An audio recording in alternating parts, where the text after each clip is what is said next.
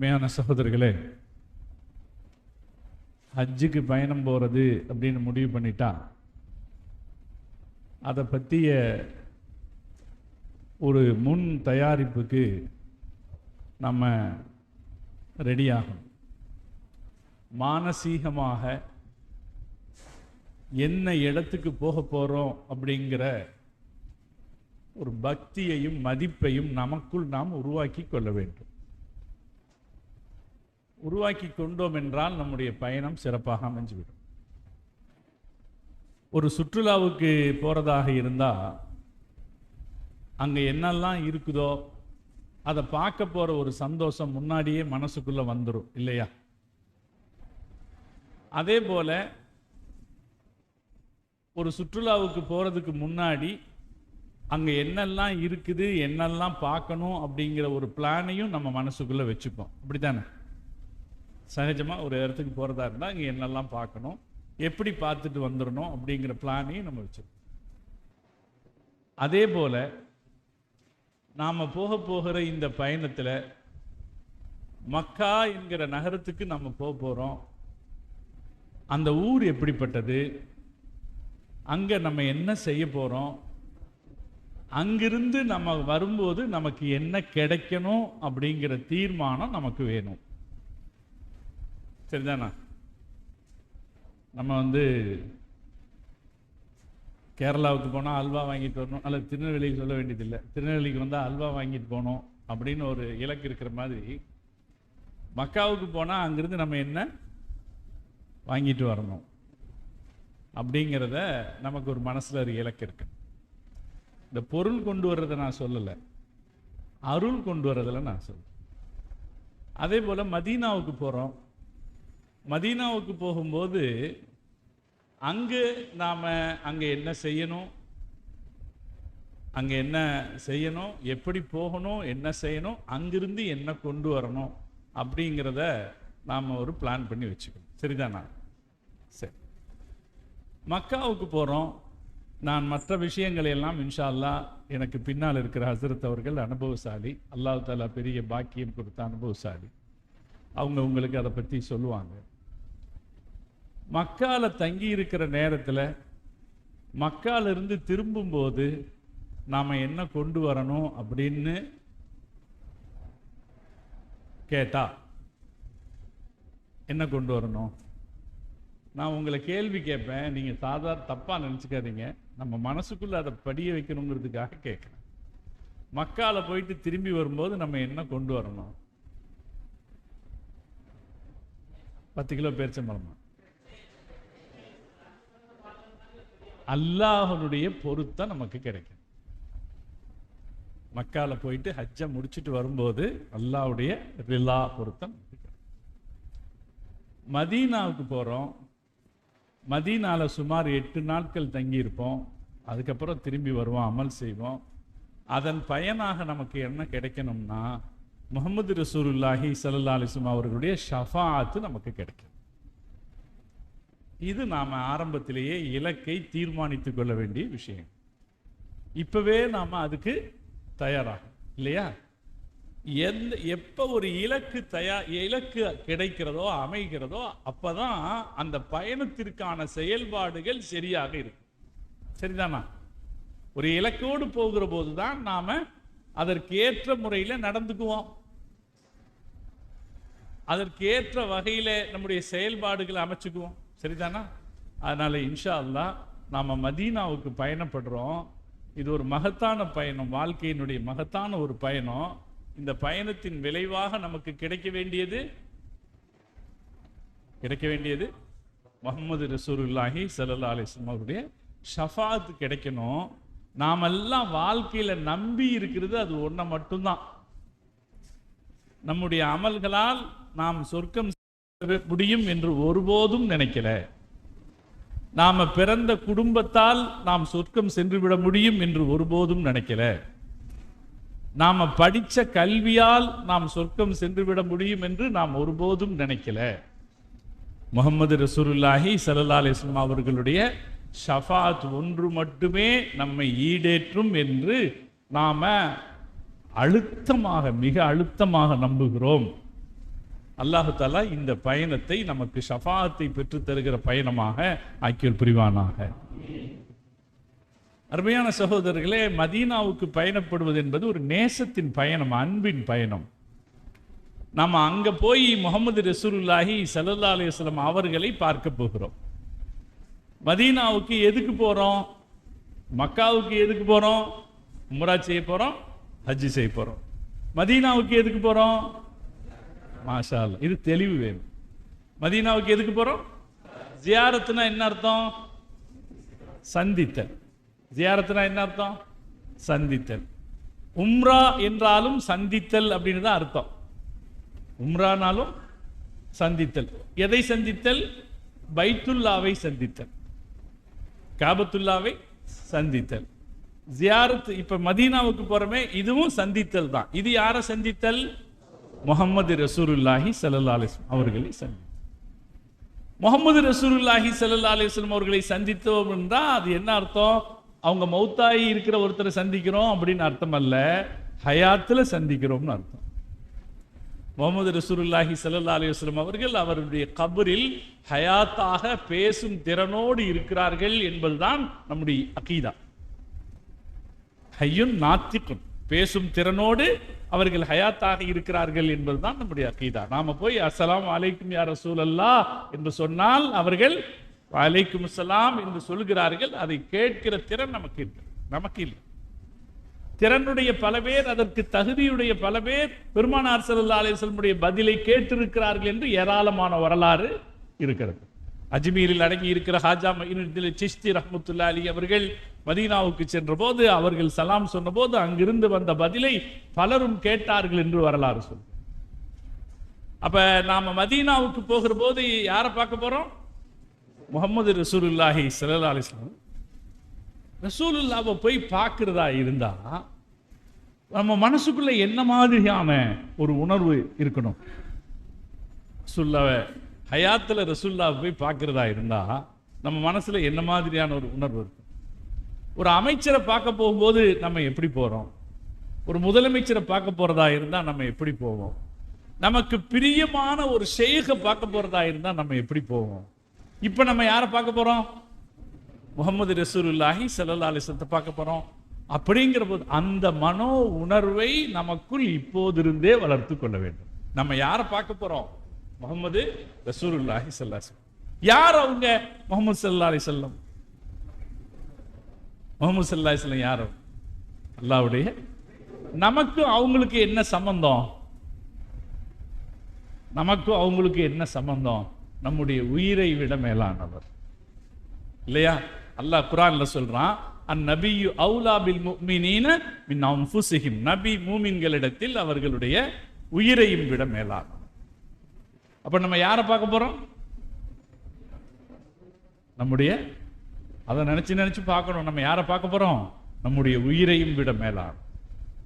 நாம இன்னைக்கு எந்த லாபத்தையும் நன்மைகளையும் அனுபவித்துக் கொண்டிருக்கிறோமோ அது அத்தனைக்கும் காரணம் முஹம்மது ரசூலுல்லாஹ் தான். எல்லாத்துக்கும் யார் காரணம்? முஹம்மது ரசூலுல்லாஹ். கொஞ்சம் கொஞ்சமா சில நன்மைகளை யோசிச்சு பார்க்கணும். இந்த ரசூலுல்லாஹ்வால எனக்கு என்ன நன்மை கிடைச்சது? தோ இங்க இவ்வளவு சுத்தமா உட்கார்ந்து இருக்கிறமே, அதுக்கு யார் காரணம்? அப்படித்தானுங்க நான் நினைக்கிறது. எப்ப நான் வெள்ளை துணி போட்டாலும் நினைப்பேன், நான் ஒரு குப்பனாவோ சுப்பனாவோ இருந்தா இப்படி வெள்ளை துணி போடுற, இந்த மாதிரி சுத்தமா வெள்ளை துணி போடுற ஒரு தகுதி எனக்கு கிடைச்சிருக்குமா அப்படின்னு நினைக்கிறது. அப்ப இந்த தகுதி எனக்கு யார் கொடுத்தா? முஹம்மது ரசூலுல்லாஹி ஸல்லல்லாஹு அலைஹி வஸல்லம் கொடுத்தாங்க. இந்த இடத்துல இவ்வளவு பேர் சேர்ந்து உட்கார்ந்து இருக்கோம். நமக்கு இடையில ஜாதிய வித்தியாசம் இருக்கிறதா? நீ யாரு நான் யாருன்னு கேட்கிறோமா? நீங்கள் நம்முடைய சகோதர சமூகத்தை சார்ந்தவர்கள் பக்கத்தில் உட்கார்ந்திருந்தால் 5 நிமிஷத்தில் கேட்டுடுவாங்க நீ என்ன ஜாதின்னு கேட்டுருவாங்க. அதுக்கப்புறம் அதற்கேற்ப நடந்து கொள்வார்களா இல்லையா? நமக்குள்ளே அந்த ஜாதி வித்தியாசம் இருக்கிறதா? இல்லையே. இதற்கு யார் காரணம்? முஹம்மது ரசூலுல்லாஹி ஸல்லல்லாஹு அலைஹி வஸல்லம். நான் நினைச்சது, நாம இப்படி யோசிச்சோம்னா நிறைய இருக்கு. ரசூல் தாய்மார்களும் யோசிக்கணும், நம்ம ரசூலுல்லாஹ் நமக்கு என்னெல்லாம் கிருபை செஞ்சிருக்காங்க. அவங்களால தான் முஸ்லிம் குடும்பங்கள் இன்றைக்கு அழுகை இல்லாமல் வாழ்கிறது. முஸ்லிம் குடும்பங்கள் நிம்மதியாக வாழுது. உலகத்தில் ஒரு கணக்கெடுப்பு இருக்கிறது. முஸ்லிம் குடும்பங்கள் நிம்மதியாக வாழ்கின்றன.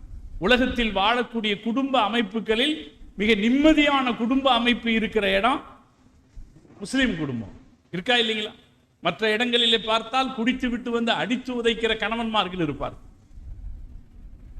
வகை தெரியாமல் வார்த்தைகளை பேசுகிறவர்கள் இருப்பார், நியாயமின்றி நடப்பவர்கள் இருப்பார்கள். இதெல்லாம் இல்லாமல் நிம்மதியாக சண்டை சச்சரவு இல்லாமல் இருப்பதை கொண்டு மகிழ்ச்சியாக இருக்கிற குடும்ப அமைப்பை முகமது ரசூலுல்லாஹி ஸல்லல்லாஹு அலைஹி வஸல்லம் அவர்கள் உருவாக்கி கொடுத்தார். அதுக்காக நம்ம என்ன சொல்லணும்? ரசூலுல்லாஹ்வுக்கு நன்றி சொல்லணுமா இல்லைங்களா?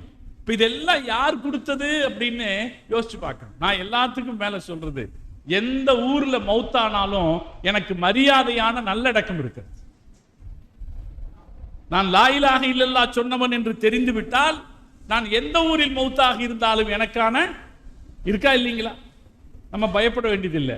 கொரோனா காலகட்டத்தில் பல பேர் டெல்லியிலே மௌத்தா போனாங்க, தூரத்தில் போய் மௌத்தாகி விட்டார்கள் என்கிற கவலை இருந்ததே தவிர அவர்களுடைய உடல்கள் எப்படி நல்லடக்கம் செய்யப்படும் என்பதை பற்றிய கவலை நமக்கு இருக்கல. நல்ல முறையில் அடக்கம் செஞ்சாங்க. நாங்க அங்க போயிருந்த போது அங்க சொன்னாங்க, உங்க ஊர்க்காரங்கெல்லாம் இங்க அடக்கம் பண்ணோம், நாங்க நல்ல முறையில் பண்ணுவாங்களா இல்லைங்களா? எஸ்ஆர் சம்சுல் ஹுதா ஹசரத்துன்னு தமிழ்நாட்டில் ஒரு பெரிய உஸ்தாத் இருந்தாங்க. அவங்களுக்கு ஒரு கிளிஜோசியக்காரன் பழக்கம்.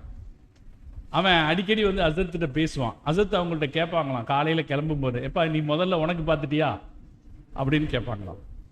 அவன் சிரிப்பானா. ஒரு தடவை அவன் ஹசரத்திட்ட வந்து, நான் ஹசரத் நான் முஸ்லீமாக போகிறேன். இப்போ ஹசரத்து கேட்டாங்கன்னா, இப்போ நீ இங்கே வந்துட்டானா இந்த வேலையெல்லாம் பார்க்க முடியாத, இந்த ஜோஷி வேலையெல்லாம் பார்க்க முடியாத, பரவாயில்லை நான் அதை விட்டுடுறேன், அவன் செஞ்சிட்டு இருக்கிற தொழிலை விட்டுட்டு இஸ்லாத்துக்கு வர்றேங்கிறான். ஏன் அப்படின்னு காரணம் கேட்டிருக்காங்க. அவர் சொல்றாரு, என் வயசாகி போச்சு, நான் ஒரு இடத்துல வசிக்கிறேன், எனக்கு யாரும் குடும்பம் இல்லை, நான் அங்கே இறந்து போயிட்டேன்னா நான் யாருன்னு என்னை யாரும் பக்கத்தில் வரமாட்டாங்க, நான் இந்த ஜாதின்னு அவன் வரமாட்டான், அந்த ஜாதின்னு இவன் வரமாட்டான், முஸ்லீமாக இருந்தேன்னா யாராவது 4 பேர் என்னை மரியாதையை நல்லடக்கமாவது செய்வாங்கல்ல, அதனால நான் முஸ்லீம் ஆகிறேன்னு சொன்னேன். இப்போ இந்த இது யார் கொடுத்ததுங்க நமக்கு? முஹம்மது ரசூலுல்லாஹி ஸல்லல்லாஹு அலைஹி வஸல்லம் அவருடைய வீட்டு வாசலுக்கு போவதற்கு முன்னாலே அந்த பெருமானாரால் நாம் அடைந்த நன்மைகளையும் உபகாரங்களையும் ஒரு தடவையாவது நாம் எண்ணி பார்த்துக் கொள்ள வேண்டும். அல்லாஹ் தௌஃபீக் செய்வார்.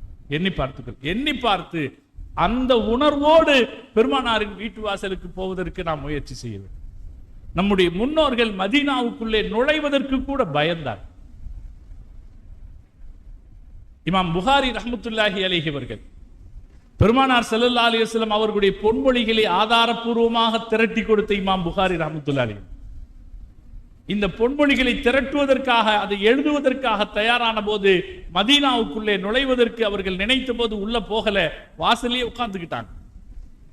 நபி ஸல்லல்லாஹு அலைஹி வஸல்லம் அவர்கள் என் கனவில் வந்து உள்ளே செல்லலாம் என்ற அனுமதி கொடுத்தால் மாத்திரமே நான் உள்ள போவேன்னு வெளியே உட்கார்ந்துருந்தாங்க. நபி ஸல்லல்லாஹு அலைஹி வஸல்லம் அவர்கள் அனுமதி கொடுத்த பிறகுதான் மதீனாவுக்குள்ளே போனார். இன்னும் பல வலிமார்களிடத்தில் அந்த எண்ணம் இருந்திருக்கிறது, ரசூலுல்லாஹ்வுடைய பூமிக்குள்ளே அங்கிருந்து விசா வராமல் போகக்கூடாது என்கிற எண்ணம் இருந்தது. இமாம் மாலிக் ரஹ்மத்துல்லாஹி அலைஹி அவர்கள் மதீனாவில் வாழ்ந்தார்கள், மதீனாவிலேயே மௌத்தாக வேண்டும் என்று நினைத்தார்கள். அதனாலே யார் அழைத்த போதும், அரசர்கள் அழைத்த போதும் மதீனாவை விட்டு அவர்கள் வெளியே போக சம்மதிக்கல. ஹஜ்ஜுக்கு போவதை தவிர மதீனாவுக்குள்ளேயே இருந்தார்கள், அங்கேயே மௌத்தானார். உங்களால் முடிந்தால் நீங்கள் மதீனாவுக்குள்ளே மௌத்தாகுங்கள், நான் உங்களுக்கு பரிந்துரை செய்பவனாக இருப்பேன் என்று முஹம்மது ரசூலுல்லாஹி ஸல்லல்லாஹு அலைஹி வஸல்லம் அவர்கள் சொன்னார். இமாம் மாலிக் ரஹ்மத்துல்லாஹி அலைஹி மதீனாவில் வாழ்கிற காலம் வரைக்கும் அவர்கள் குதிரையில் பயணம் செய்யவில்லை, காலில் செருப்பணியவில்லை. இமாம் அபூ ஹனீஃபா ரஹ்மத்துல்லாஹி அலைஹி அவர்கள் மதீனாவுக்கு வந்துவிட்டால் மதீனாவின் தெருக்களில் ஓரமாக நடப்பார். நபி ஸல்லல்லாஹு அலைஹி வஸல்லம் அவர்களும் சஹாபாக்களும் அவர்கள் மிதித்த இடத்தில் தன் கால் பட்டுவிடக்கூடாது என்பதற்காக ஓரமாக ஒதுக்கமாக நடப்பார்கள் என்று வரலாறு சொல்கிறது. இமாம் மாலிக் ரஹ்மத்துல்லாஹி அலைஹி அவர்கள் மதீனாவினுடைய பழைய கட்டிடங்களை பார்த்தார்கள் என்றால் ஓடி போய் அதை முத்தமிடுவார்கள். இந்த இடத்தில் பெருமானாருடைய பார்வை பட்டிருக்கும் அல்லவா என்றவர்கள் சொல்லுவார்கள். இதெல்லாம் முஸ்லிம் உம்மத்து மதீனாவில் காட்டிய அக்கறைகள்ல ரொம்ப சில சாம்பிள்கள், சின்ன சின்ன விஷயங்கள். இல்லைன்னா மதீனாவுடைய சிறப்புன்னு பேசினாலே நிறைய நம்ம பேசணும். முஹம்மது ரசூலுல்லாஹி ஸல்லல்லாஹு அலைஹி வஸல்லம் வாழ்நாளில் யாரெல்லாம் அவர்களுக்கு உபகாரம் செய்தார்களோ அந்த உபகாரத்திற்கெல்லாம் பதில் உபகாரம் செய்தார்கள். யாரு செய்திருந்தாலும் அவங்க செஞ்ச உபகாரத்துக்கெல்லாம் பதில் உபகாரம் செஞ்சாங்க. மதீனாக்காரங்க ரசூலுல்லாஹ்வுக்கு உபகாரம் செஞ்சாங்க. அல்லாஹ் குர்ஆன் மதீனா மக்கள் இஸ்லாத்திற்கும் பெருமானாருக்கும் முஸ்லிம் சஹாபாக்களுக்கும் ஏராளமாக உபகாரம் செய்தார்கள். அல்லாஹ் குர்ஆனில் சொல்லுவான், வல்லதீன தபவுத் தாரவல் ஈமான், தங்களுடைய வீட்டை தயார் செய்து வைத்திருந்தார்கள், ஈமானுக்காக தயாராக இருந்தார்கள். மின் கபிலிஹிம், முன்னாலே, யுஹிப்பூன மன் ஹாஜர இலைஹிம், அவர்களை நோக்கி அகதிகளாக வந்தவர்களை நேசித்தார்கள். அல்லாஹ் சொல்கிறான். உலகத்தில் இந்த வார்த்தை சாதாரணமான வார்த்தை அல்ல. அகதிகளாக வருகிற எவரையும் யாரும் கை நீட்டி வரவேற்கவே மாட்டார்கள். உலகத்தில் நடந்ததே கிடையாது இல்லையா? வரவேற்க வேண்டிய சந்தர்ப்பம் வந்தாலும் ஒரு முகச்சுளிப்போடு அல்லது உள்ளுக்குள்ளே ஒரு வகையான மனக்கலக்கத்தோடு தான் வரவேற்பார்கள். தானே வரலாறு. உலகத்தில் எங்கும் அகதிகள் அப்படித்தான் வரவேற்கப்பட்டிருக்கிறார்கள். முஹம்மது ரசூலுல்லாஹி ஸல்லல்லாஹு அலைஹி வஸல்லம் அவர்களுடைய வரலாற்றில் மட்டும்தான் அகதிகள் கை நீட்டி வரவேற்கப்பட்டார்கள். யுஹிப்பூன மன் ஹாஜர இலைஹிம், அவர்களை நோக்கி ஹிஜ்ரத் செய்து வந்தவர்களை அவர்கள் நேசித்தார்கள். வலா யஜிதூன ஃபீ சுதூரிஹிம் ஹாஜத்தம் மிம்மா ஊத்து, அகதிகளாக வந்தவர்களுக்கு ஏதாவது கொடுக்கப்பட்டால் இவர்களுடைய மனசில் எந்த சலனமும் வராது. நபி ஸல்லல்லாஹு அலைஹி வஸல்லம் அவங்க இந்த அகதிகளா வந்தவங்களுக்கு ஏதாவது கொடுத்தாங்கன்னா இவங்களுக்கு எந்த மனசுக்குள்ள எந்த சலனமும் வராது. வலா யஜிதூன ஃபீ சுதூரிஹிம், அவங்களுடைய மனசுல எந்த வகையான இது இருக்கு. நபி ஸல்லல்லாஹு அலைஹி வஸல்லம் அவர்களுக்கு எந்த வெற்றி கிடைத்த போதும் அதை மதீனா சஹாபாக்களுக்கு தான் அன்பளிப்பாக தர வந்தார். முதல்ல மதீனாவுக்கு பக்கத்துல பனு நலீர் அப்படிங்கிற மக்கள் அந்த ஏரியாவை காலி செஞ்சுட்டு போனாங்க. நிறைய தோட்டங்களும் வீடுகளும் கிடைத்தது. ஸல்லல்லாஹு அலைஹி வஸல்லம் அவர்கள் மதீனாக்காரங்களை கூப்பிட்டு சொன்னாங்க, இதையெல்லாம் நான் உங்களுக்கு கொடுத்துட்றேன். ஸல்லல்லாஹு அலைஹி வஸல்லம் மதீனாக்காரங்களை கூப்பிட்டு சொன்னாங்க, உங்க வீடுகளில் எல்லாம் ஒரு அகதி இருக்கிறார், முஹாஜிரி இருக்கிறார். இப்போது காலியாக இருக்கிற வீடுகளை நான் இந்த முஹாஜிர்களுக்கு கொடுத்தால் நீங்க நிம்மதியா இருக்கலாம் தானே. உங்க ஒவ்வொருத்தர் வீட்லயும் ஒரு முஹாஜிர் இருக்காரு. இப்ப இந்த காலியா இருக்கிற வீடுகளை நான் ஒரு முஹாஜிருக்கு கொடுத்துட்டா நீங்க நிம்மதியா இருக்கலாம் தானே அப்படின்னாங்க. அப்ப அந்த அன்சாரிகள் சொன்னார்கள், யா ரசூலல்லாஹ், அந்த வீடுகளை அவர்களுக்கு நீங்கள் கொடுங்கள், அதில் எங்களுக்கு ஆட்சேபனை இல்லை, ஆனால் எங்கள் வீட்டிலிருந்து அவர்களை வெளியேற்றார். பஹ்ரைன் முஸ்லிம்களுக்கு கிடைத்த போது நபி ஸல்லல்லாஹு அலைஹி வஸல்லம் அவர்கள் மதீனா அன்சாரிகளை அழைத்தார். பஹ்ரைன் கிடைச்சிருக்கு, நீங்க எங்களுக்கு எவ்வளவு உபகாரம் பண்ணியிருக்கீங்க, உங்க ஒவ்வொருத்தருக்காகவும் பஹ்ரைனை நான் எழுதி தருகிறேன் என்று ஸல்லல்லாஹு அலைஹி வஸல்லம் அவர்கள் சொன்னார்கள். அப்ப அவங்க சொன்னாங்க, எங்களுக்கு மட்டும் இல்ல, முஹாஜிர்களுக்கும் சேர்த்து எழுதி தந்தால் எழுதித்தாங்க, இல்லைன்னா வேண்டாம், எங்களுக்கு மட்டும் நீங்க தர வேண்டியதில்லை. அல்லாஹ் சொல்ற அந்த வார்த்தை அவ்வளவு உன்னதமான வார்த்தை. அந்த மக்கள் முஸ்லிம்களை ஆதரித்தார்கள். அவர்களுடைய மனசுக்குள்ளே எந்த வகையான சலனமும் இல்லாமல் நபி ஸல்லல்லாஹு அலைஹி வஸல்லம் அவர்களுக்கு பின்னால் பெருமானார் ஸல்லல்லாஹு அலைஹி வஸல்லம் சஹாபாக்களை அவர்களை ஆதரித்தார். அதனால் அன்சார் உதவியாளர்கள் என்கிற மிகச் சிறப்பான பட்டப்பெயரை அவர்கள் பெற்றார். இப்ப அந்த மதீனா நகரம் இருக்குதே, நபி ஸல்லல்லாஹு அலைஹி வஸல்லம் அவர்களை ஆதரித்து நின்ற நகரம். அந்த நகரத்துக்கு ரசூலுல்லாஹ் எவ்வளவோ கொடுக்க முயற்சி பண்ணாங்க. அந்த நகரத்துக்காக துஆ செய்தாங்க, அல்லாஹும்ம பாரிக் லனா ஃபீ முத்தினா, யா அல்லாஹ், இந்த மதீனாவினுடைய அளவைகளில் நீ பரக்கத் செய்வாயாக. மதீனாவினுடைய அளவை பாரிக் லனா ஃபீ தமரினா, இங்கே காய்க்கிற பழங்களில் நீ பரக்கத் செய்வாயாக. வ பாரிக் லனா ஃபீ சாயினா, நாங்கள் அளந்து போடுகிற படிகளில் பரக்கத் செய்வாயாக. வ பாரிக் லனா ஃபீ முத்தினா, நாங்கள் கையால் அளக்குகிற எங்கள் முத்திலே பரக்கத் செய்வாயாக.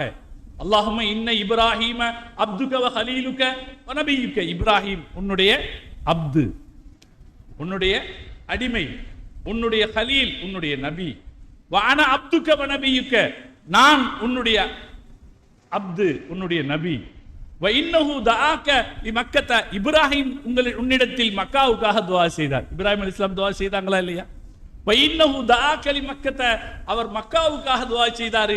வ இன்னி அதுஊ லில் மதீனா, நான் மதீனாவுக்காக துஆ செய்கிறேன், மதீனாவுக்காக துஆ செய்கிறேன். மா தஆக லிமக்கத, அவர் மக்காவுக்கு என்ன கேட்டாரோ அதையெல்லாம் நான் கேட்கிறேன். வ மிஸ்லஹு மாஹு, அதோடு இன்னொரு மடங்கையும் நான் கேட்கிறேன். மக்காவுக்கு அவர் என்ன கேட்டாரோ அதையெல்லாம் நான் கேட்கிறேன், அதோட இன்னொரு மடங்கையும் நான் கேட்கிறேன். அதனாலே அறிஞர்கள் சொல்வார்கள், மக்காவை நேசிப்பதை விட ஒரு மடங்கு அதிகமாக மதீனாவை நேசிக்கிறேன். முகமது ரசூலுல்லாஹி ஸல்லல்லாஹு அலைஹி வஸல்லம் அந்த மண்ணை நேசிச்சாங்க, அந்த மலையை நேசிச்சாங்க. அங்க இருக்கிற உஹது மலையை பார்த்தா அல்லாஹ் சொல்லுவாங்க, உஹது நம்மை நேசிக்கிறது, நாம் உஹதை நேசிக்கிறோம். நம்ம இமயமலையை நேசிக்காட்டாலும் உஹது மலையை நேசிச்சாகணும், ஏன்னா அது ரசூலுல்லாஹ் நேசிச்சேடும். எப்படி எப்படி அந்த மக்களுக்காக துஆ செய்தோம், ரசூலுல்லாஹி ஸல்லல்லாஹு அலைஹி வஸல்லம் மனசு ஆறல. அதனாலதான் இந்த மக்களுக்காக நம்மளையே கொடுப்போம்னு அவங்களே கொடுத்தாங்க. ஸல்லல்லாஹு அலைஹி வஸல்லம் நினைச்சிருந்தா எங்கே இருந்திருக்கலாம், மக்காலேயே இருந்திருக்கலாம். மக்கா ஜெயிச்சுட்டாங்க, மக்காலேயே இருந்திருக்கலாம். ஆனா ரசூலுல்லாஹ்வுடைய மனசு மதீனாக்காரங்க செஞ்ச உதவிக்கு ஈடாக தன்னையே தர வேண்டும் என்பதுதான். நபி ஸல்லல்லாஹு அலைஹி வஸல்லம் அவர்கள் மதீனாவிலேயே வந்து வஃபாத்தானார்கள், மதீனாவிலேயே நல்லடக்கம் செய்யப்பட்டார். ரசூலுல்லாஹ் அந்த மக்களுடைய உபகாரத்துக்கு செஞ்ச பிரதி உபகாரம். மதீனா அவ்வளவு பரிசுத்தமான பூமி, நேசத்திற்குரிய பூமி, அது நன்மைகளை ஏராளமாக தருகிற பூமி. அதனால நாம மதீனாவுக்கு போகும்போது ரொம்ப மரியாதையோடும் அன்போடும் அந்த மதீனாவுக்குள்ளே நாம நுழையணும். அல்லாஹ் தௌஃபீக் செய்தல் புரிவானா. அங்கே நாம யாரை பார்க்க போறோம் அப்படிங்கிறத பத்தி ஒரு மனசுல நமக்கு இருக்கணும். ஆணுக்கும் பெண்ணுக்கும் இந்த பூமியில நம்ம யாரை சந்திக்க போறோம் அப்படிங்கிறத பற்றிய ஒரு மன திட்டம் உங்களுடைய மனசுல இருக்க வேண்டும். மதீனாவினுடைய ஒவ்வொரு நிமிஷத்திலையும், அங்கு தங்கி இருக்கிற ஒவ்வொரு நிமிஷத்திலையும் அந்த மரியாதையை நாம நினைவில் கொள்ளணும். மரியாதையை நாம நினைவில் கொள்ளணும். இது சஹாபாக்கள் மதிச்ச ஊரு, சஹாபாக்கள் மதிச்ச ஊரு, முஸ்லிம் உம்மத்து காலகாலமாக மதிச்ச ஊரு. நான் மதீனால ஒரு போர்டு பார்த்திருக்கேன். முதல்ல மதீனால அந்த அரபிகள் சிகரெட் குடிப்பாங்க, இப்ப குடிக்கிறது கம்மியா போச்சு. அப்ப இடையில நான் ஒரு போர்டு பார்த்தேன், அதுல போட்டிருப்பாங்க, இன்னல் மதீனத்தை கது தஅத்தரத்துஹா அன்ஃபாசு நபி ஸல்லல்லாஹு அலைஹி வஸல்லம். இந்த மதீனா இருக்கே, இதை முஹம்மது ரசூலுல்லாஹ்வுடைய மூச்சு காற்று நறுமணப்படுத்தி இருக்கிறது. இன்னல் மதீனத்தை கது தஅத்தரத்துஹா அன்ஃபாசு நபி ஸல்லல்லாஹு அலைஹி வஸல்லம். பெருமானாருடைய மூச்சு காற்று இந்த மதீனாவை நறுமணப்படுத்தி இருக்கிறது, நீ இதை அசுத்தப்படுத்தாதே, ஃபலா துலவ்விஸஹா அப்படின்னு சொல்லி ஒரு போர்டு போட்டிருந்தாங்க. நாமளும் இப்ப நினைச்சுக்கணும், மதீனா முஹம்மது ரசூலுல்லாஹி ஸல்லல்லாஹு அலைஹி வஸல்லம் அவர்களுடைய மூச்சு காற்றால் பரிசுத்தப்படுத்தப்பட்டிருக்கிறது. அந்த மதீனா நம்முடைய எந்த நடவடிக்கையாலும் அதை கலங்கப்படுத்தி விடக்கூடாது. நம்முடைய பேச்சால், நம்முடைய நடவடிக்கையால், நம்முடைய பழக்க வழக்கங்களால் எதிலும் அந்த மதீனாவை கலங்கப்படுத்தி விடக்கூடாது என்கிற பரிசுத்தமான சிந்தனையோடு நாம் போக வேண்டும். அல்லாஹ் தௌஃபீக் செய்தல் புரிவார். இப்போ மதீனா நேசத்தின் பூமி, அந்த நேசத்தின் அடிப்படையிலே ஜியாரத் செய்து வர வேண்டிய பூமி. அங்கிருந்து திரும்பும் போது நமக்கு என்ன கிடைக்கணும், ரசூல் ஸல்லல்லாஹு அலைஹி வஸல்லம் ஷஃபாஅத் கிடைக்கணும் அப்படிங்கிற நியத்தோட நம்ம போயிட்டு வரோம். அல்லாஹ் தௌஃபீக் செய்வானா. மதீனாவில் நம்ம செய்ய வேண்டிய அமல்கள் 6 அமல்கள் இருக்கு. முதலாவது மஸ்ஜிது நபவி பள்ளிவாசல்ல தொழுகிறது. மஸ்ஜிது நபவி, மஸ்ஜிது நபவினா ரசூல் ஸல்லல்லாஹு அலைஹி வஸல்லம் பள்ளிவாசல். இன்னைக்கு உலகத்தில் இருக்கிற பெரிய பள்ளிவாசல்கள்ல ஒன்று. சுமார் 8 லட்சம் பேர் அங்கே ஒரு நேரத்தில் தொழுகலாம், அவ்வளோ பெரிய பள்ளிவாசல். ஆனால் அது ஆரம்பத்தில் அவ்வளோ பெருசல்ல, பின்னாடி காலத்தில் கேற்ப அது விரிவாக்கம் செய்யப்பட்ட பள்ளிவாசல். இன்னும் ரசூலுல்லாஹ் தொழுத இடம் இருக்குதுங்கிறது எவ்வளோ சந்தோஷம். நம்ம மதீனாவுக்கு போகும்போது அந்த இடங்கள்ல நடக்கும்போது என்ன நினைச்சோம்னா நமக்கு மனசு நடுங்கி போயிடும்னா, இது ரசூலுல்லாஹ் நடந்த இடமாச்சே. ரவுலால போய் நடக்கிறோன்னு வைங்க, கன்ஃபார்மா என்ன தெரியும், இது ரசூலுல்லாஹ். அங்க நம்ம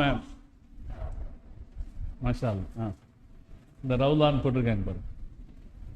ரவுலான்னா என்னன்னா, நபி ஸல்லல்லாஹு அலைஹி வஸல்லம் அவர்களுடைய கபருக்கும் மிம்பருக்கும் இடையில இருக்கிற இடம். இப்ப இந்த இடத்துல நம்ம இருக்கிறோம். இதுக்கு கொஞ்சம் முன்னாடி பார்த்தா ஒரு தூண்ல ரசூலுல்லாஹ்வுடைய காலத்து பள்ளிவாசல் அடையாளம் இருக்கும். ஸல்லல்லாஹு அலைஹி காலத்து பள்ளிவாசல் அடையாளம் இருக்கும். அந்த பள்ளிவாசல்ல நடக்கும்போது நம்ம கொஞ்சம் யோசிச்சு பார்த்தோம்னா நடுங்கிடுவோம். எப்படி ரசூலுல்லாஹ் இந்த இடத்துல நடந்துதானே இருப்பாங்க, அபூபக்கர் நாயகன் நடந்துதானே இருப்பாங்க, உமர் ரலியல்லாஹு தஆலா அன்ஹு நடந்துதானே இருப்பாங்க அப்படின்னு யோசிச்சா நடுங்கிடுவோம். யார் நடந்த இடத்துல நம்ம நடக்கிறோம், இவங்க எல்லாம் நடந்த இடத்துல நடக்கிறோமேன்னு. அதனாலே இந்த பயணத்தில் இந்த மதிப்பையும் மரியாதையும் நாம் மனசில் ஆழமாக பதிய வைத்துக் கொள்ள வேண்டும். அல்லாஹ் தஆலா தௌஃபீக் செய்வானா. இப்போ மதீனால நமக்கு மொத்தம் 6 வேலை இருக்கு. முதல் வேலை நபி ஸல்லல்லாஹு அலைஹி வஸல்லம் அவர்களுடைய மஸ்ஜிதிலே தொழுவது. 40 நேரம் ஒரு ஜமாத்தையும் மிஸ் பண்ணாமல் தொழுதா ஸல்லல்லாஹு அலைஹி வஸல்லம் அவங்க அதுக்கு தனி மரியாதையை சொன்னார்கள். மன் ஸல்லா ஃபீ மஸ்ஜிதி 40 ஸலாத்தன் கதபல்லாஹு லஹு பராஅத்தம் மினன்னார். யார் என் பள்ளிவாசலில் 40 வக்துகள் தொழுகிறாரோ, ஒரு ஹதீஸ்ல அதுக்கு அடுத்து ஒரு வக்து தவறாமல் அப்படின்னு இருக்கு. ஒரு வக்து தவறாமல் யார் 40 வக்துகள் தொழுகிறாரோ அவருக்கு அல்லாஹ் 3 நன்மையை தருவான். 1 பராஅத்தம் மினன்னார், நரகத்திலிருந்து விடுதலை தருவான். வ பராஅத்தம் மினல் அதாப், கபரின் வேதனையிலிருந்து அல்லாஹ் விடுதலை தருவான். நிஃபாக், நயவஞ்சகத்தனத்திலிருந்து அல்லாஹ் விடுதலை தருவான் அப்படின்னு ரசூல் ஸல்லல்லாஹு அலைஹி வஸல்லம் அவங்க சொன்னாங்க. அதனால மதீனாவுக்கு போகும்போது நாம கவனம் செலுத்த வேண்டிய பிரதானமான விஷயம் என்ன? எத்தனை புர்கா வாங்குறது. அப்படியா? மதீனா தான் நல்ல மார்க்கெட். மார்க்கெட்ல சிறப்பாக ரசூலுல்லாஹ் துஆ செஞ்ச இடமா இல்லையா? அதனால மதீனா தான் நல்ல மார்க்கெட். பேச்சம்பழம் மார்க்கெட்டு, எல்லா மார்க்கெட்டுக்கும் மதீனா நல்ல மார்க்கெட். நம்ம எதுவும் வாங்குறதா இருந்தால் மதீனாலேயே வாங்கிக்கலாம். மக்காலேயே ஒவ்வொரு வக்திலையும் சுற்றிக்கிட்டே இருக்காம மதீனால ஒரு நேரத்தை ஒதுக்கி வாங்குறதுன்னு எல்லாத்தையும் மதீனால வாங்கிக்கலாம். இப்போ அந்த பிளான் போடலாமா? அது வேண்டியதில்லை. அதெல்லாம் உங்களுக்கே தெரியும் அதெல்லாம் எப்படி போடுறது. இன்னொன்று சொல்லுவேன், வாங்கிட்டு வர்றதுங்கிற சிந்தனையை தூர தள்ளிடு. எல்லாம் சைனாக்காரன் வேலை தான். ஒரு ஹஜ்ஜு நடக்கும்போது சைனாவுடைய எக்கானமி ஏறிடும். அவ்வளவு லாபம் அவனுக்கு கிடைக்கும். எல்லாம் எங்கே கிடைக்குது? சைனாவில், மெட்ராஸில் கிடைக்குது. நீங்கள் சென்னையில் மண்ணடிக்கு போயிட்டீங்கன்னா எல்லாம் வாங்கிக்கலாம். லக்கேஜ் நிறைய ஆயிடுச்சுன்னு கவலைப்படுறதை விட மண்ணடியில் போய் ஒரு அரை நாள் செலவு பண்ணால் எல்லாம் வாங்கிக்கலாம். ஓரளவுக்கு காசு கம்மியாகவே கிடைச்சிடும். முசல்லா வேணுமா அதெல்லாம் கம்மியாகவே கிடைச்சிடும். ஆனாலும் மதீனால என்ன செய்வோம்? நம்ம கொஞ்சமெல்லாம் வாங்கத்தான் செய்வோம். அதுக்கு நம்ம பிளான் போட வேணாம். நம்ம எதுக்கு பிளான் போடுவோம்? இபாதத்துக்கு பிளான். மதீனால 40 வக்து இன்ஷா அல்லாஹ் தொழுவோம். ஸல்லல்லாஹு அலைஹி வஸல்லம் அதுக்கு 3 நன்மையை சொன்னாங்க. 1 நரகத்திலிருந்து விடுதலை, கபரின் அதாபிலிருந்து விடுதலை, தாய்மார்கள் பயப்பட வேண்டும். இதற்கு விளக்கம் சொல்லும் அறிஞர்கள் சொல்லுவாங்க, நீங்க நிய்யத்து வச்சா போதும் உங்களுக்கு அந்த நன்மை கிடைக்கும். இந்த தீன்ல பெண்களுக்கு உண்டான பெரிய ஜிஹாதே என்னதான்? ஹஜ்ஜு தான். ஜிஹாது செய்ய வேண்டாம். ஜிஹாதினுடைய கூலி எதுல கிடைச்சிடும்? ஹஜ்ஜில் கிடைச்சிடும். உயிரை கொடுக்குற கூலி எதில் கிடைச்சிடும்? ஹஜ்ஜில் கிடைச்சிடும். அது மாதிரி 40 வக்து தொழுகை வேணும்னு நினைக்கும் போது தாய்மார்களுக்கு சில நேரத்தில் அது கிடைக்காம போனால் கவலைப்படுவாங்க, ரொம்ப வருத்தப்படுவாங்க.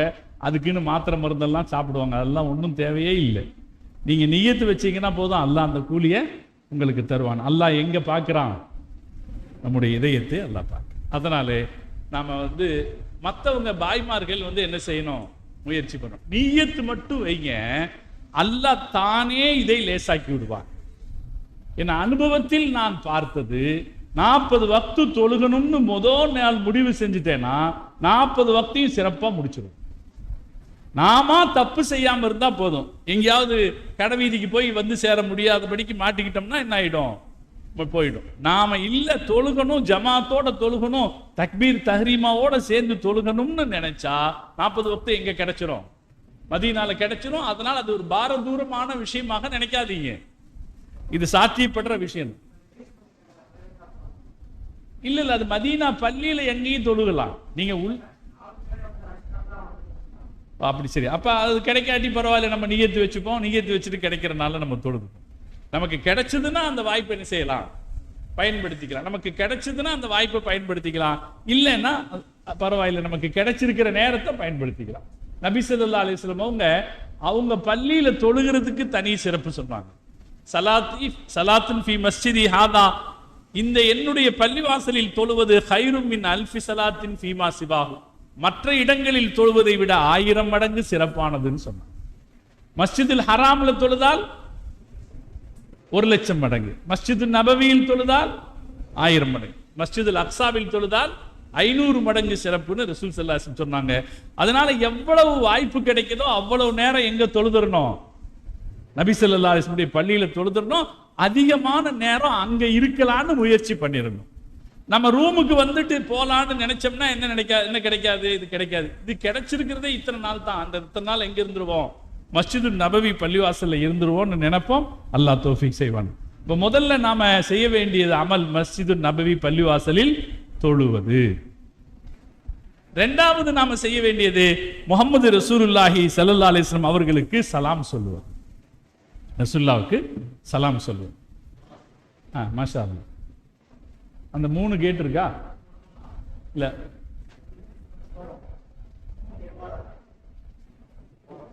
சரி, 3 கேட் இருக்கு. இல்ல அந்த பெரிய கேட் 3 இருக்கா? சரி சரி. நபி ஸல்லல்லாஹு அலைஹி வஸல்லத்துக்கு சலாம் சொல்றது. நம்ம என்ன செய்யணும்? மதீனால போன உடனே நம்முடைய முன்னோர்களுடைய பழக்கம், மதீனாவில் ரசூலுல்லாஹ் சலாம் சொல்ல போறதுக்குன்னு ஒரு புது துணி வச்சுக்கிறது பழக்கம். அது நமக்குள்ள ஒரு பெருனா தான். அதனால ஒரு புது துணி வச்சுக்கிறது பழக்கம். அதையும் வெள்ளையா வச்சுக்கிறது பழக்கம். நம்ம புது ட்ரெஸ், அதான் புது துணி. ஓ சரி சரிங்க. இல்லை எஹராம் அல்லது மதீனாவுக்கு எஹராம் தேவையில்லை. ஒரு புது ட்ரெஸ் வச்சுக்கிறது நல்லது. நல்ல ட்ரெஸ், ஒரு வெள்ளை துணி வெள்ளையா இருந்தா நல்லது. போட்டுட்டு நம்ம என்ன செய்வோம்? சலவாத்து சொல்லிக்கிட்டே ரசூலுல்லாஹ்வை சலாம் சொல்ல போவோம். நீங்க அங்க போய் நிதானமா பார்த்தா தெரிஞ்சிடும் எந்த வழியில போகணும், எப்படி போகணும் அப்படிங்கிறது கேட்டா தெரிஞ்சிடும். ஏன்னா எங்க நம்ம தங்குறோங்கிறத பொறுத்தது. 4 புறமும் தங்குறதுக்கு இடம் இருக்கு மஸ்ஜிது நபவியில. எங்க தங்குறோம்னு பொறுத்தது. ரசூலுல்லாஹ்வுக்கு சலாம் சொல்ற போறதுக்குன்னு பாபு சலாம்னு ஒரு வாசல் இருக்கு. அந்த வாசல் வழியா போகணும். இப்போ அதையும் கூட கொஞ்சம் ஒரு டைப்பா மாத்தி விட்டு அந்த வழியா தான் போகணும் அப்படின்னு அதுக்குன்னு ஒரு ரூல்ஸ் வச்சிருக்காங்க. முன்னாடி வழியா தான் வந்து போகணும்னு. இப்போ அது நீங்க ஒரு தடவை போகும்போது உங்களுக்கு தெரிஞ்சிடும். முதல் தடவையிலேயே அது எங்க இருக்குன்னு உங்களுக்கு தெரிஞ்சிடும். நீங்க கேட்க வேண்டியது சலாம் சொல்ல போறது எப்படி. உள்ளார நுழைஞ்ச உடனே சலாம் சொல்ல போறது எப்படின்னு கேட்டுட்டா என்ன செய்வாங்க? யாரும் சொல்லுவாங்க. அந்த வழியா போய் சலாம் சொல்ல போகணும். சலவாத்து சொல்லிக்கிட்டே போகும். ஸலாத்து வஸ்ஸலாமு அலைக்க யா ரசூலல்லாஹ் அல்லாஹும்ம ஸல்லி அலா சய்யிதினா முஹம்மதின் அப்படின்னு சலாம் சொல்லிக்கிட்டே நம்ம என்ன செய்வோம்? போவோம். சலவாத்தோடையே போவோம். நம்ம தேவைப்பட்டா உங்க செருப்பை என்ன செஞ்சுக்குங்க, உங்க பேக்கில் போட்டு முதுகுக்கு பின்னாடி தொங்க போட்டு. செருப்பை எங்கேயும் வச்சுட்டு போக முடியாது. செருப்பு எங்கேயும் வச்சுட்டு போய் எடுக்கலான்னு செய்ய முடியாது. பரவாயில்ல, நீங்க என்ன செய்துக்கலாம்? இந்த தோலில் போடுற பேக் விற்குமா இல்லைங்களா? இந்த ரோப் பேக், அதுல செருப்பு வச்சுட்டு போய்க்கலாம். எங்க ரசூலுல்லாஹ்வுடைய ரவுதாவுக்கு செருப்பு வச்சுட்டு போறதா அப்படின்னு என்ன செய்ய வேணாம், அதுல தயங்க வேணாம். அது அப்புறம் பின்னாடி ஒவ்வொரு செருப்புக்கும் நம்ம அலையிறதா போயிடும். கால் வெயில் நேரத்துல வெள்ளை கல்லுல வச்சா ஓகே, கருப்பு கல்லுல வச்சிடக்கூடாது. கருப்பு கல் இருக்கும் இடையில கருப்பு கல்லு, பார்டருக்கு போடுற கல்லெல்லாம் இருக்கும். அதுல கால் வச்சிடக்கூடாது. கால் சுட்டுரும். ரொம்ப ரொம்ப வெயிலா இருக்கும். இந்த வருஷமே எப்படி 40 டிகிரிக்கு மேல வெயில் இருக்கும். அதனால அங்க வெளியில கால் வைக்கும் போது பார்த்துக்கணும். அதனால நீங்க செருப்பு விஷயத்துல என்ன செய்ய வேணாம், இது அருவருப்புன்னு நினைக்கவே வேணாம். மக்காலையும் சரி மதீனாலையும் சரி, அது எங்கேயே இருக்கட்டும், உங்க தோல்லையே தொங்கி இருக்கட்டும். மாஷா அல்லாஹ் செருப்பு எடுத்து போட்டுட்டு உள்ள போவோம். சலவாத் சொல்லிட்டே போவோம். ரசூல் ஸல்லல்லாஹு அலைஹி வஸல்லம் அவர்களுக்கு இந்த சலாம் சொல்ற இடத்துல 3 கேட் இருக்கு. 3 கேட், 3 இந்த தங்க போட்ட 3 கேட் இருக்கு. அதுல நடு கேட்ல தான் 3 பேரும் அடங்கி இருக்கிறார்கள். முஹம்மது ரசூலுல்லாஹி ஸல்லல்லாஹு அலைஹி வஸல்லம், அபூபக்கர் சித்திக் ரலியல்லாஹு தஆலா அன்ஹு, உமர் ரலியல்லாஹு தஆலா, 3 பேரும் அங்க அடங்கி இருக்காங்க. மாஷா அல்லாஹ், இந்த தெளிவு நமக்கு இருந்தாலே சிறப்பு தான். பல பேருக்கு அது கூட தெரியாது. இங்க என்ன செய்யணும்னு கேட்பாங்க. இன்னும் கொஞ்சத்தை தெரிஞ்சுக்கிட்டா போதும், சிறப்பா சலாம் சொல்லிட்டு வந்துடலாம். இதுல நடு கேட்ல தான் இப்ப போட்டு காமிச்சாங்களா இல்லைங்களா? நடு கேட், இது ஒரு கேட். இதுல இந்த கொஞ்சம் பெரிய வட்டமா இருக்கிறது முஹம்மது ஸல்லல்லாஹு அலைஹி வஸல்லம் அவங்களுக்கு சலாம் சொல்ற இடம். அதுக்கு பக்கத்துல இருக்கிறது அபூபக்கர் சித்திக். அதுக்கு பக்கத்துல இருக்கிறது, இது ஒரு 1/4 கிலோமீட்டர் இருக்குமா, ரொம்ப சின்ன இடம். இத்தனை லட்சக்கணக்கான பேர் நிக்கிறோம். அதனால அது மெதுவா தான் இருக்கும், சமயத்துல அவசரமா தான் போனோம். அப்படி இருந்தாலும் நாம செய்ய வேண்டிய சில கடமைகள் இருக்கிறது. மனசுல ஞாபகப்படுத்திக்கிட்டோம்னா இன்ஷா அல்லாஹ் அந்த கூட்டத்திலையும் நாம அதை என்ன செய்திட முடியும், செய்திட முடியும். ரசூலுல்லாஹ்வுக்கு சலாம் சொல்றது எப்படின்னா, அஸ்ஸலாமு அலைக்கும் அப்படின்னு சொல்லிட்டு போயிட்டே இருக்கிறது அல்ல. அதுல சில அதபுகள் இருக்கு. நம்ம நிறைய சலவாத்து சொல்லிட்டு போவோம். ஸல்லல்லாஹு அலைஹி வஸல்லம் சலாம் சொல்ற இடம் வந்த உடனே அங்க நின்றுக்கிட்டு அஸ்ஸலாமு அலைக்க யா ரசூலல்லாஹ், அஸ்ஸலாமு அலைக்க யா ஹபீபல்லாஹ், அஸ்ஸலாமு அலைக்க யா கைர ஹல்கில்லாஹ், அஸ்ஸலாமு அலைக்க யா சய்யித உல்தி ஆதம், அஸ்ஸலாமு அலைக்க ஐயுஹன் நபியு வ ரஹ்மத்துல்லாஹி வ பரகாத்துஹு. எப்பவுமே நான் அரபியில் சொன்னா நீங்க பயப்படுவீங்க, இதெல்லாம் எங்க போய் பாடமாக்குறதுன்னு நினைப்பீங்க இல்லையா? பாடமாக்க நீங்க மனசுல அன்பு வச்சீங்கன்னா பாடமாக்கிடலாம். இதெல்லாம் உங்க கிதாபுல இருக்கு. உங்களுக்கு ஒரு புக்கு கொடுக்குறாங்களா இல்லையா? ஒரு புக்கு கொடுக்குறாங்களா இல்லையா? அந்த புக்கில் தேடி பார்த்தீங்கன்னா இன்ஷா அல்லாஹ் இது இருக்கு, எப்படி ரசூலுல்லாஹ்வுக்கு சலாம் சொல்றது. இது அரபியில தெரியலையா? நம்ம என்ன சொல்லலாம்? கண்மணி நாயகம் ஸல்லல்லாஹு அலைஹி வஸல்லம் அவர்களே, என் உயிருக்கு உயிரான ரசூல் ஸல்லல்லாஹு அலைஹி வஸல்லம் அவர்களே, என் இதயத்திற்கு மேலான ரசூலுல்லாஹ் அவங்களே, அஸ்ஸலாமு அலைக்கும் அப்படின்னு ரசூலுல்லாஹ்வை பாராட்டக்கூடிய பல வார்த்தைகளை சொல்லி ரசூலுல்லாஹ்வுக்கு சலாம் சொல்லணும். இது சலாம் சொல்லணும். சலாம் சொல்லிட்டு ரெண்டாவது நம்மளுடைய கலிமாவை புதுப்பிக்கணும். அஷ்ஹது அல்லா இலாஹ அன்ன முஹம்மதன் அப்படின்னு சொல்ற இடத்துல அன்னக நீங்கள் அல்லாவின் தூதராக இருக்கிறீர்கள் என்று நான் சாட்சி சொல்கிறேன். சஹாபாக்கள் கலிமா சொன்ன வாய்ப்பு மதீனாவுக்கு போற எல்லாருக்கும் கிடைக்குது. சஹாபாக்கள் தான் இப்படி கலிமா சொன்னாங்க இல்லையா? ரசூலுல்லாஹ் பார்த்துட்டு அஷ்ஹது அன்னக நீங்க தான் அல்லாவின் தூதர்னு நான் சாட்சி சொல்றேன்னு சாட்சி சொல்லக்கூடிய வாய்ப்பு யாருக்கு கிடைக்குது? மதீனாவுக்கு போற எல்லாருக்கும் கிடைக்குது. ரசூலுல்லாஹ் தான் ஹயாத்தா இருக்காங்களே. இப்ப அங்க போய் நின்று நாம சொல்றோம் அஷ்ஹது அன்னக அப்துஹு வ ரசூலுஹு, நீங்கள் அல்லாவின் தூதர் என்றும் அல்லாஹ்வுடைய நபி என்றும் நான் சாட்சி சொல்கிறேன். நம்ம கலிமாவை என்ன செய்யறோம்? புதுப்பிக்கிறோம். அதுக்கு அடுத்து மூணாவது ஒண்ணு சொல்லணும், அஷ்ஹது அன்னக கத் பல்லகத்தர் ரிசாலா வ அத்தைத்தல் அமானா வ நஸஹ்தல் உம்மா. நான் மீண்டும் சொல்றேன், இது அரபியில சொன்னா பயப்படாதீங்க, சின்ன விஷயம் தான். உங்க கடமை என்னவோ அந்த கடமையை நீங்கள் நிறைவேற்றினீர்கள் என்று நான் சாட்சி சொல்கிறேன். ரசூலுல்லாஹ் இந்த உலகத்தில் பிறந்த தலைவர்கள்ல தன் மீதான வேலைகள் அத்தனையும் முழுசா பரிபூர்ணமா செஞ்சுட்டு மௌத்தானாங்க ஸல்லல்லாஹு அலைஹி வஸல்லம். அதை அன்னைக்கு இருந்த லட்சக்கணக்கான மக்கள் அதை ஏற்று ஷஹாதத் சொன்னாங்க. நீங்கள் உங்களது கடமையை நிறைவேற்றினீங்கன்னு ஷஹாதத் சொன்னாங்களா இல்லையா? நாமளும் என்ன செய்யறோம்? அதை சொல்லுவோம். அஷ்ஹது அன்னக கத் பல்லகத்தர் ரிசாலா வ அத்தைத்தல் அமானா வ நஸஹ்தல் உம்மா, நீங்கள் உங்களது கடமையை நிறைவேற்றினீர்கள் என்று நான் சாட்சி சொல்றேன். தமிழ்ல பாடமாக்கிக்கலாமா இல்லையா? மனசுல பாடமாக்கி, அதனாலதான் நான் தமிழ்ல சொல்றேன். அடுத்து என்ன சொல்லணும்? அல்லாஹ் உங்களுக்கு சிறந்த கூலியை தந்துள்ளானா. ஒரு சமூகத்திடமிருந்து அதற்கு அல்லாஹ் ஒரு சமூகத்திற்கு செய்த காரியத்திற்கு என்ன நன்மை கிடைக்கணுமோ அதில் சிறந்த கூலியை அல்லாஹ் உங்களுக்கு தந்துள்ளான். அதுக்கடுத்து என்ன சொல்லணும்? அஸ்அலுக்க ஷஃபாஅத்த யா ரசூலல்லாஹ், உங்களுடைய ஷஃபாஅத் எங்களுக்கு வேண்டும் அல்லாஹ்வின் தூதரே அப்படின்னு கேட்கணும். வேணுமா இல்லைங்களா? அது கேட்கணும். அதுக்கடுத்து என்ன சொல்லணும்? யாரெல்லாம் என்னிடத்தில் சலாம் சொல்லி அனுப்பினார்களோ அவர்கள் எல்லோருடைய அஸ்ஸலாமு அலைக்கும் யா ரசூல், இப்படி சலாம் சொல்லணும். இதை பாடமாக்கிக்கிட்டா லேஸ் தானே. நீங்க நோட் பண்ணிக்கிட்டீங்களா இல்லையா? இதை பாடமாக்கிக்கிட்டா இந்த மெத்தேடில் அங்க நிக்க ஒரு தடவையில நிக்க முடியாட்டி கூட அடுத்தடுத்து பல தடவைகள் என்ன நிக்கிறதுக்கு வாய்ப்பு கிடைக்கும் போது என்ன செஞ்சிடலாம்? இதெல்லாம் சேர்த்து சொல்லிடல. ரசூலுல்லாஹ்வுடைய முன்னிலையில போய் இதையெல்லாம் செய்ய வேண்டிய பொறுப்பு நமக்கு இருக்குது. அப்படி ரசூல் ஸல்லல்லாஹு அலைஹி வஸல்லத்துக்கு சலாம் சொல்லுவோம். பக்கத்துல யாரு அடங்கி இருக்கிறா? அபூபக்கர் சித்திக் ரலியல்லாஹு தஆலா அன்ஹு அவங்க அடங்கி இருக்கிறாங்க. அவங்கள்ட்ட போய் அஸ்ஸலாமு அலைக்க யா கலீஃபத்த ரசூலில்லாஹ் அஸ்ஸாஹிபு ஃபில் கார் அப்படின்னு எல்லாம் அரபியில இருக்கும். அதெல்லாம் ஞாபகத்துல இல்லைன்னா அபூபக்கர் நாயகமே அஸ்ஸலாமு அலைக்கும் சொல்லிடலாமா இல்லையா? அபூபக்கர் நாயகமே அஸ்ஸலாமு அலைக்கும், அல்லாஹ் உங்களுக்கு சிறந்த கூலியை தருவானா. பக்கத்துல யார் இருக்கா? உமர் ரலியல்லாஹு தஆலா அன்ஹு, அவங்கள்ட்ட போய் அஸ்ஸலாமு அலைக்க யா அமீருல் முஃமினீன் உமர் ரலியல்லாஹு தஆலா அன்ஹு அவர்களே அஸ்ஸலாமு அலைக்கும், அல்லாஹ் உங்களுக்கு சிறந்த கூலியை தரும். அப்படி சொல்லிட்டு கொஞ்சம் நகர்ந்துட்டு அல்லாஹ்ட்ட கேட்கணும், இந்த ரெண்டு பேருடைய பரக்கத்தாலே யா அல்லாஹ் எங்களுக்கு ரசூலுல்லாஹ்வுடைய ஷஃபாஅத்தை தந்துருள்வாயாக. ரெண்டு பேருடைய பரக்கத்தாலே யா அல்லாஹ் எங்களுக்கு ஷஃபாஅத்தை தந்துருள்வாயாகன்னு துஆ கேட்டுட்டா ரசூலுல்லாஹ்வுக்கு சலாம் சொல்ற வேலை முடிஞ்சது. இதுதான் ரசூலுல்லாஹ்வுக்கு சலாம் சொல்ற மெத்தட். இப்ப மதீனால நம்முடைய ரெண்டாவது வேலை என்ன? ரசூலுல்லாஹ்வுக்கு சலாம். முதல் வேலை என்னங்க?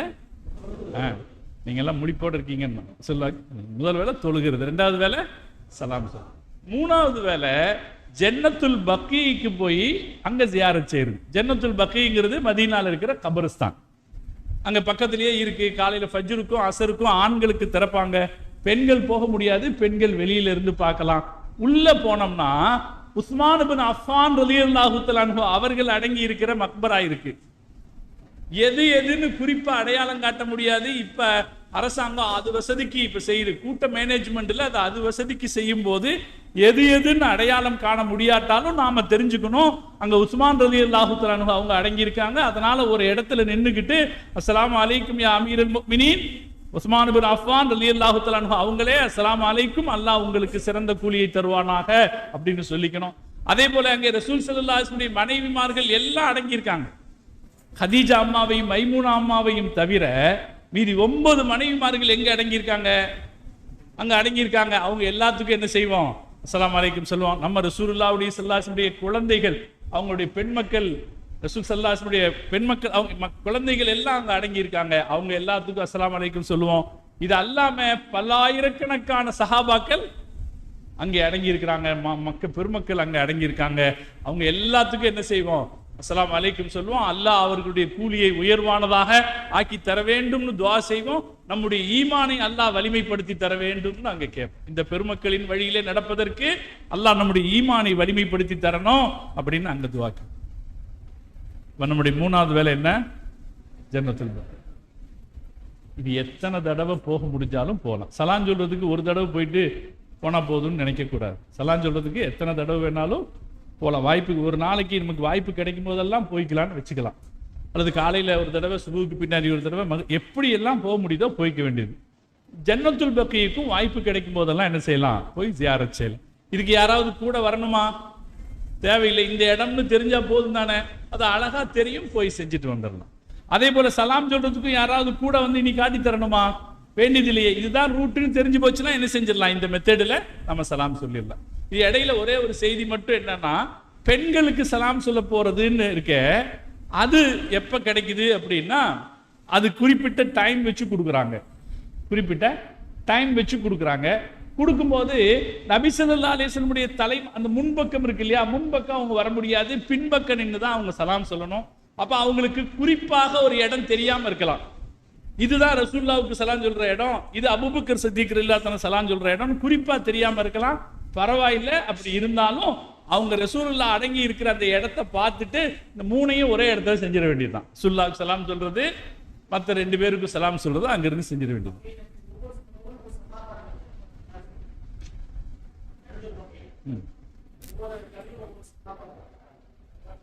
ஜன்னத்துல் பக்கீல வந்து அதுல பொதுவா நிறைய பேர் அடங்கி இருக்கிறாங்க அப்படிங்கிறது தான். ஜன்னத்துல் பக்கீ நிறைய எக்ஸ்டென்ஷன் ஆயிடுச்சு.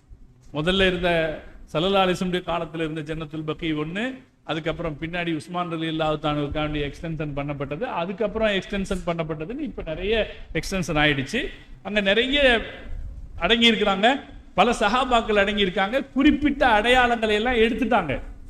குறிப்பிட்ட அடையாளங்கள்லாம் இருந்துச்சு. இந்த வஹாபிசத்தினுடைய கடும்போக்கினால அந்த குறிப்பிட்ட அடையாளங்கள் எல்லாம் எடுத்ததுனால இன்னைக்கு என்னன்னு தெரியாம போயிடுச்சு. எல்லாத்துக்கும் அடையாளம் இருந்துச்சு, ஒவ்வொன்றுக்கும் அங்க அடையாளம் இருந்துச்சு. முதல்ல ஜன்னத்துல் பக்கீல அடக்கம் செய்யப்பட்டவங்க உஸ்மான் இப்னு மல்ஊன் ரலியல்லாஹு தஆலா அன்ஹுங்கிற சஹாபி. அதுக்கப்புறம் எல்லாரும் எதை அடையாளமா வைப்பாங்க? அவருக்கு வலது பக்கம், அவருக்கு இடது பக்கம், அவருக்கு இந்த பக்கம்னு அதை வச்சு நிறைய அடையாளங்கள் இருந்தது. பல பேருடைய கபர்களுக்கு மேலே குப்பாக்கள் எல்லாம் கெட்டப்பட்டிருந்தது. எல்லாத்தையும் அடிச்சு தள்ளிட்டு போயிட்டாங்க. அதனால இன்னைக்கு நமக்கு என்ன இல்லாம போச்சு? வரலாறு அடையாளப்படுத்தப்பட முடியாமல் போய்விட்டது. அது கிடக்கட்ட ஒரு பக்கம்.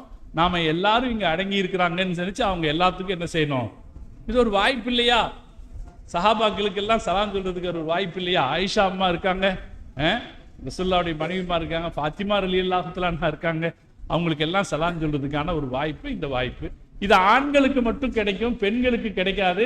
ஆனாலும் பெண்கள் என்ன செய்ய முடியும்னா, சைடு பக்கமா போய் பார்த்தாங்கன்னா அவங்க அங்க போய் பார்க்க முடியும். முடிஞ்சா அவங்களும் அங்க என்ன செஞ்சுக்கலாம்? சலாம் சொல்லிக்கலாம்.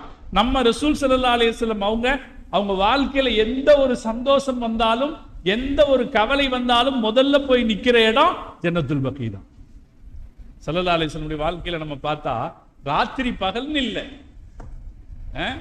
மழை வெயில்னு இல்லை, எந்த மகிழ்ச்சியும் எந்த சந்தோஷத்தையும் பெருமானார் ஸல்லல்லாஹு அலைஹி வஸல்லம் அவங்க முதல்ல ஜன்னத்துல் பக்கீல போய் நிற்பாங்கிறத நம்ம பார்த்தோம். அதனால 3வது அமல் ஜன்னத்துல் பக்கீக்கு போறது. 4வது அமல்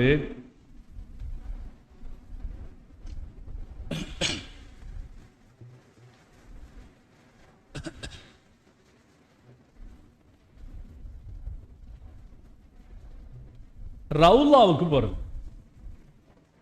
ரவுலாவுக்கு இந்த ரவுலான்னு காமிச்சாங்களா இல்லையா? நபி ஸல்லல்லாஹு அலைஹி வஸல்லம் மிம்பருக்கும் அவங்களுடைய கபருக்கும் இடையில இருக்கிற இடம். ரசூல் ஸல்லல்லாஹு அலைஹி வஸல்லம் சொன்னாங்க, என்னுடைய மிம்பருக்கும் என்னுடைய கபருக்கும் இடையிலே ரௌலத்தும் மின் ரியாதில் ஜன்னா, சொர்க்கத்தின் ஒரு தோட்டம் இருக்கிறது என்று ஸல்லல்லாஹு அலைஹி வஸல்லம் சொன்னாங்க. நம்முடைய நம்பிக்கையின்படி நாளை சொர்க்கத்தில் இருக்கிற இந்த பூமியில் நிலம், இந்த பூமியிலிருந்து நாளை சொர்க்கத்தில் இருக்கிற இடம், அந்த இடம், அதுக்கு அங்க போகணும். அங்க போய் என்ன செய்யணும்? முடிஞ்ச வரைக்கும் தொழுகணும். அங்க தொழுதா என்ன தொழுத மாதிரி? சொர்க்கத்துல தொழுது மாதிரி. முடிஞ்ச வரைக்கும் தொழுகணும், முடிஞ்ச வரைக்கும் துஆ செய்யணும். அங்க 6 தூண்கள் அடையாளப்படுத்தப்பட்டிருக்கு. ரௌதத்துல் ஜன்னால 6 தூண்கள் அடையாளப்படுத்தப்பட்டிருக்கு. அதுல 3 தூண்கள் ரசூல் ஸல்லல்லாஹு அலைஹி வஸல்லம் அவர்களுடைய அந்த அவங்களுடைய மஸார் கபர் இருக்கிற அந்த சுவற்றோடு சேர்ந்து 3 தூண் இருக்கு.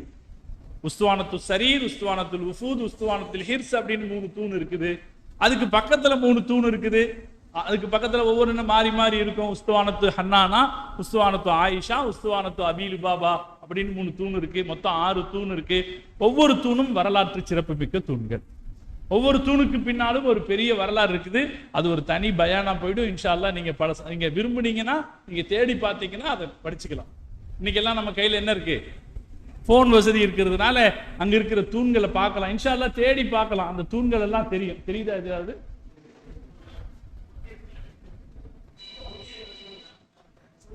அந்த தூணுக்கு மேல நீங்க அந்த தூண் இருக்கு, சவுத்தோட ஒட்டி ரசூலுல்லாஹ்வுடைய மக்பரா இருக்கிற சவுத்தோட ஒட்டி தூண் இருக்கு. அந்த தூணுக்கு மேல பாத்தீங்கன்னா ஒரு பச்சை கலர்ல ஒரு முத்திரை பதிச்ச மாதிரி ஒன்று வச்சிருப்பாங்க. அதே போல மற்ற தூண்கள்லையும் முத்திரை பதிச்ச மாதிரி இருக்கும். நீங்க அங்க போய் நின்று நிதானமா பாத்தீங்கன்னா அந்த தூண்களை பார்த்துக்கலாம். 1400 ஆண்டுகளாக நிலைச்சு நிற்கிற வரலாற்று சிறப்பு மிகுந்த தூண்கள். ஒரு சஹாபி அவருக்கு தௌபா வேணும்னு சொல்லி ஒரு தூணோட தன்னை கட்டி போட்டுக்கிட்டார். அபூ லுபாபா அப்படிங்கிற சஹாபி. அல்லாஹ் அவருக்கு தௌபாவை கொடுத்தான்.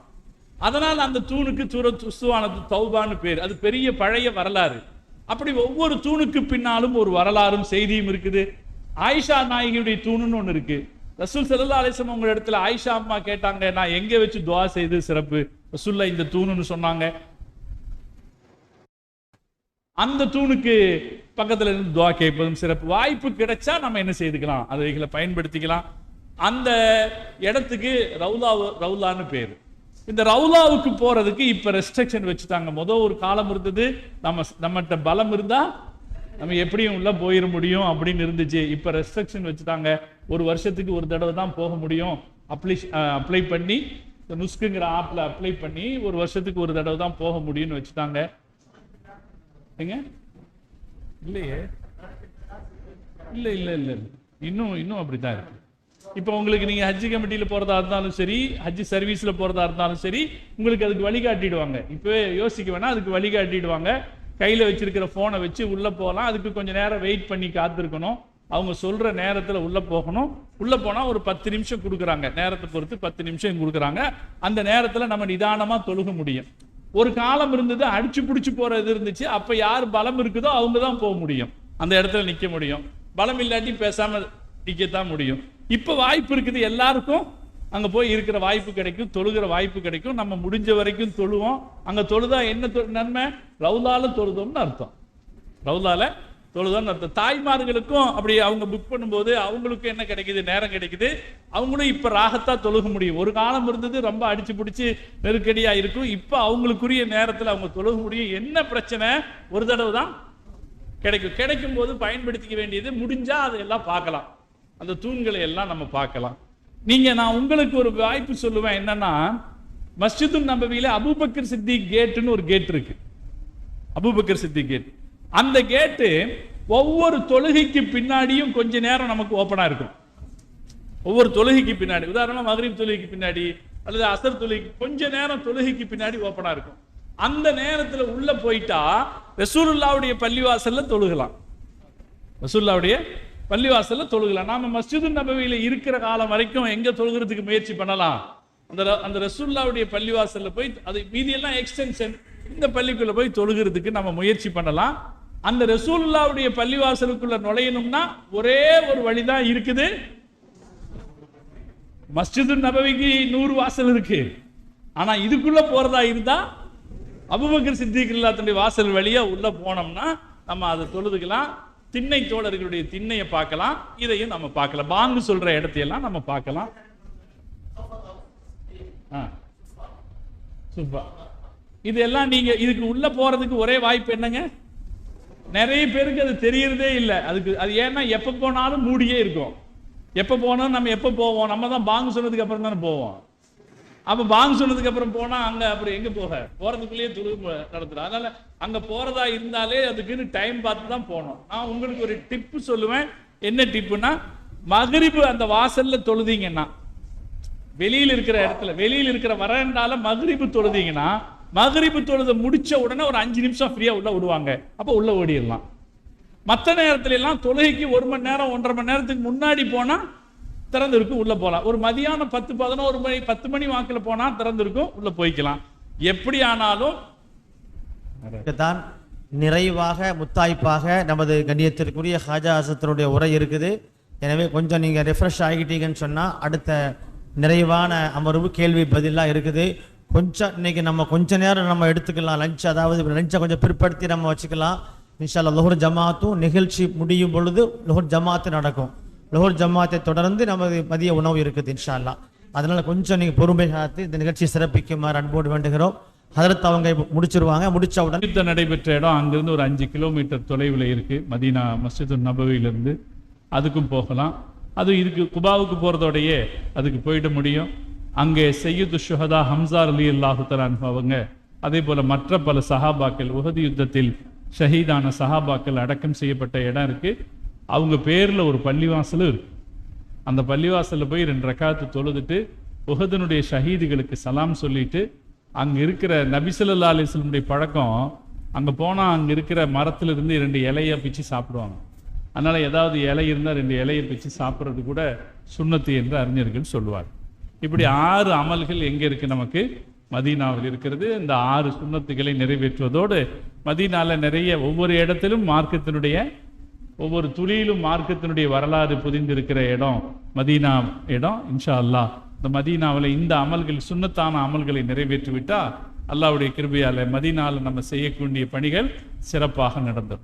நான் மீண்டும் உங்கள்கிட்ட சொல்லுவேன், மதீனா என்பது நேசத்திலே செல்ல வேண்டிய பயணம். அன்பினால், பெருமானார் ஸல்லல்லாஹு அலைஹி வஸல்லம் அன்பினாலும் மரியாதையாலும் மேற்கொள்ள வேண்டிய பயணம்.